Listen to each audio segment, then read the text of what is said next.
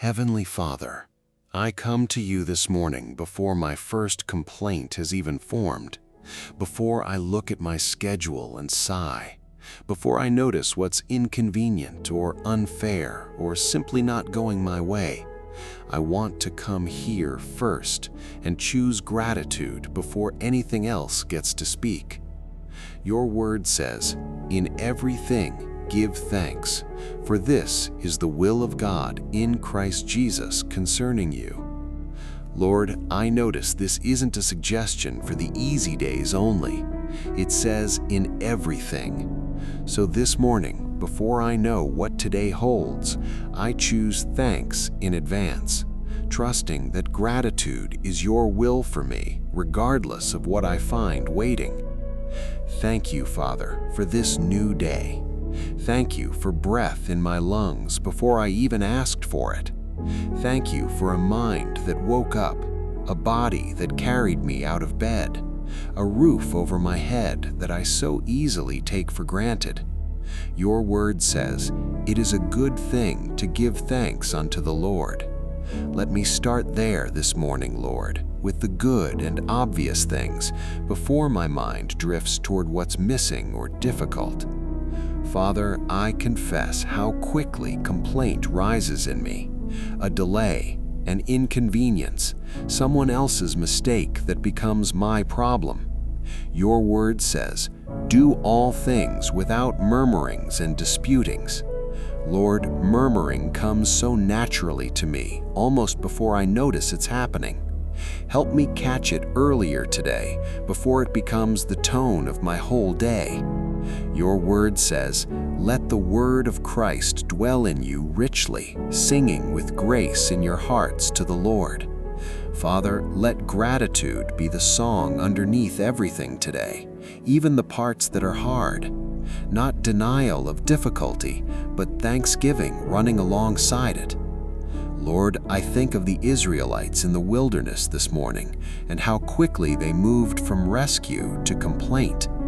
Your word says, "And the people murmured against Moses, saying, 'What shall we drink?'" Father, they had just walked through the sea on dry ground, and days later they were complaining about water. I recognize that same pattern in myself, Lord. I receive a blessing, and shortly after, I'm already focused on what's still lacking. Forgive me for how quickly I forget. Your word says, "Forget not all his benefits." Lord, let me remember this morning what you have already done, so today's minor frustrations don't erase yesterday's provision from my memory. Father, help me choose gratitude specifically in the moments complaint usually wins. Your word says, "Rejoice evermore, pray without ceasing, in everything give thanks." Lord, these three instructions sit together for a reason. Rejoicing, praying, and giving thanks are a rhythm, not isolated acts. Let that rhythm shape how I move through today, especially in traffic, in waiting, in interruptions, in the small daily frictions that tempt me toward complaint before I've even had a chance to think. Your word says, "Be careful for nothing, but in everything, by prayer and supplication with thanksgiving, let your requests be made known unto God." Father, I notice thanksgiving is woven directly into how I'm supposed to bring my needs to you. Not need first, then maybe thanksgiving later if things work out. Thanksgiving from the very beginning, even while I'm still asking. Lord, I bring today's specific frustrations before you honestly, the ones I already sense coming, the task I don't want to do, the person who tests my patience, the situation that hasn't resolved the way I hoped. Your word says, "Whatsoever ye do, do it heartily as to the Lord, and not to men." Let me do even the hard, tedious parts of today as an offering, Father, rather than a burden I complain my way through. Your word says, Do all things without murmurings and disputings, that ye may be blameless and harmless, the sons of God, without rebuke in the midst of a crooked and perverse nation. Lord, I want my life to look different from the pattern of complaint that surrounds me so easily. Let gratitude be the thing that sets me apart today, not because I'm pretending things are perfect, but because I trust you even in what's imperfect. Father, I think about how complaint often feels justified in the moment. The traffic really is slow. The coworker really was difficult. The child really did make my morning harder. Your word doesn't ask me to deny reality, Lord, but it does ask me to choose where I land. Your word says, I have learned in whatsoever state I am, therewith to be content. Contentment isn't pretending hardship doesn't exist. It's choosing peace in the middle of it, rather than letting complaint define my response. Your word says, every good gift and every perfect gift is from above, and cometh down from the Father of lights. Lord, let me trace even today's smaller gifts back to you, the ones I usually overlook because they're not dramatic. Coffee still warm, green lights when I'm in a hurry, a moment of unexpected kindness from a stranger. Let me notice these things today, Father, instead of letting them pass unnoticed while complaint gets all my attention. Lord, teach me to catch complaint before it fully forms. Your word says, let no corrupt communication proceed out of your mouth, but that which is good to the use of edifying. Father, give me a pause today, just a breath, between what I'm tempted to say and what I actually speak, long enough to choose gratitude instead of complaint in that gap.